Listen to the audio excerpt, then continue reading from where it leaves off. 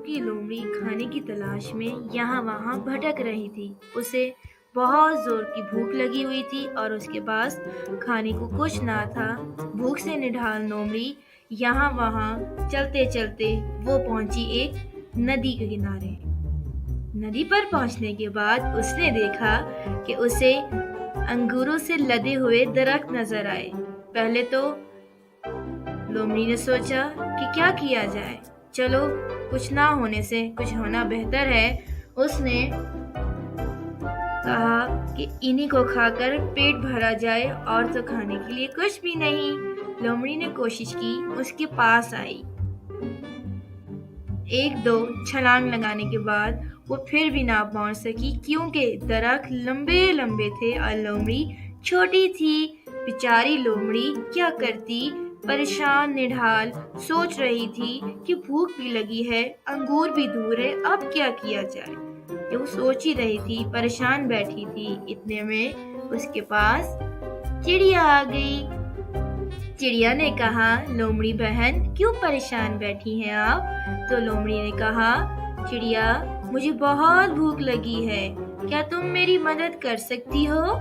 तो चिड़िया ने कहा, हाँ मैं आपकी मदद कर सकती हूँ। मैं आपको अंगूर का गुच्छा उठाकर नीचे देती हूँ तो आप खा लीजिएगा। चिड़िया की बात सुनकर लोमड़ी खुश हुई। वो खुश इसलिए हुई कि अंगूर के साथ साथ चिड़िया का भी शिकार किया जाए, क्यों ना अंगूर भी खा लिए जाए और चिड़िया का जबरदस्त सा जायकेदार सा गोश्त भी खा लिया जाए। लेकिन चिड़िया को उसके इरादे समझ आ चुके थे। चिड़िया ने कहा, मैं आपकी मदद करूंगी लेकिन आप मुझसे वादा करें आप मुझे नुकसान नहीं पहुंचाएंगे। लोमड़ी ने कहा, ठीक है मैं तुम्हें नुकसान नहीं पहुंचाऊंगी। फिर चिड़िया ने एक अंगूर का गुच्छा लिया और जमीन की तरफ दे मारा। चिड़िया को तो ना खा सका क्योंकि वादा कर चुकी थी लोमड़ी। फिर उसने अंगूर खाकर अपना पेट भरा और इस तरह अल्लाह का शुक्र अदा किया कि अल्हम्दुलिल्लाह खाने को कुछ तो मिला।